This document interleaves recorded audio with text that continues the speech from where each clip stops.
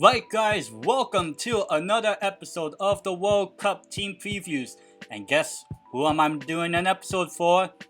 It's the big daddy of world football.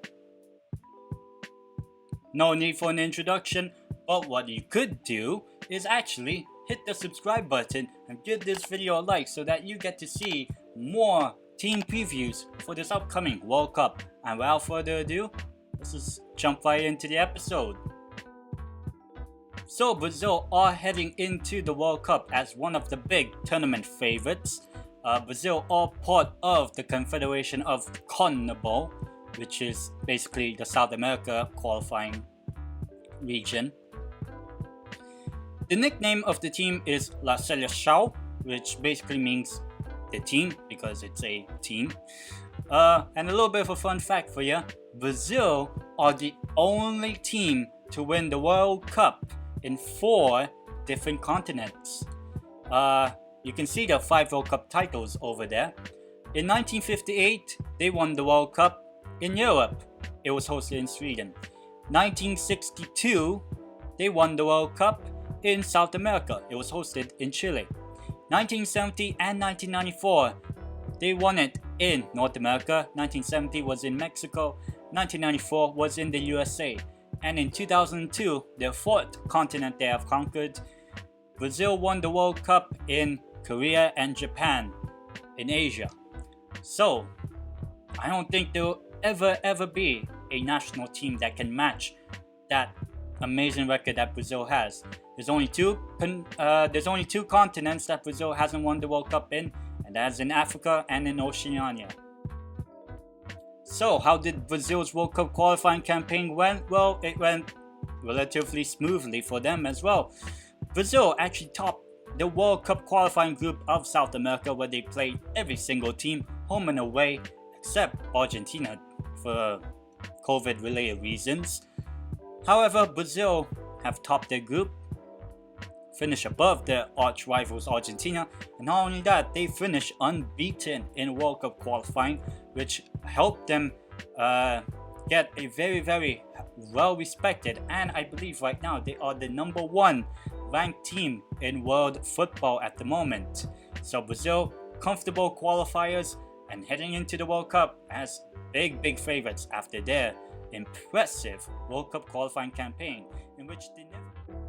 So the head coach or the manager of the Brazil national team is Tite, and he's been their manager since 2016 after Brazil's embarrassing elimination from the Copa America Centenario in 2016 in the United States. Now Tite has come in and he is now managing a very different group of players than what the previous manager Dunga had previously, with players such as Richarlison, Alisson Becker, Bruno Guimaraes, as I'm a Newcastle fan, of course I'll chip him in there, but also some of the veterans in the team that were part of that 2014 FIFA World Cup disaster of a campaign for Brazil, such as the star player Neymar, and obviously the veteran in defense Thiago Silva. And Brazil have a lot more talent than just those 5 names, and I can name a lot of them, but again, it'll be a 2-hour-long video if I was to name practically every Brazilian player that has ever existed in football. So Brazil like to play in a 4-2-3-1 formation where they have a lone striker and the 2 wingers on the flanks drift into the center box, whereas the wing backs push a lot more forward as well, meaning that Brazil have a very fluid attack, and when they're off the ball and with the ball, Brazil have very good transitional play, which is one of the team's strengths heading into this World Cup, is their capability to turn defense into attack, and when they lose the ball, they can either win it back or transition from attack to defense. Now, another strength that Brazil has is their squad depth. Now, a lot of teams may have squad depth, but not as much as Brazil may have, as Brazil are probably going to have one of the most talented 26-man squads heading into this World Cup, and so one of the most prime examples is their goalkeeping position, whereby it's either Alisson, who's mostly their starter. It's either going to be Alisson, and if he's injured or something like that, well, they have another good goalkeeper for Manchester City, Ederson. So that just shows the quality that the Brazil team really has at this moment in time, and they will probably be one of the most top-heavy nations heading into this World Cup. However, some of their weaknesses is their fullbacks actually, because there's not a lot of pace in their fullbacks. Yes, they may have players such as Danilo and Alexandro, but they're not that really of a modern fullback or wingback that you may see in current modern day football at this moment in time, and that means that they don't have a lot of pace driving forward, which kind of means that Brazil's wingers most of the time will probably have to take the ball from the wing and bring it forward for the team to attack. Now, another weakness may not be a weakness, but this is quite important, and that is, what will the role of Neymar be at this World Cup? Now, as you can see, Vinicius Jr. Was the player that played in Neymar's preferred position on left wing in the game against Argentina on November 16th, 2021. And so Neymar's not really that player as we used to see back in the day. So it will be quite interesting if Neymar gets that starting position for himself because of his experience, or will he be more of a squad rotation type of player whereby he will be coming on to be a game changer. These are big questions that a lot of teams may want to take advantage of, as they may be attacking a lot more forward against a team like Brazil. But as we know, Brazil are very, very good in turning offense to defense and vice versa.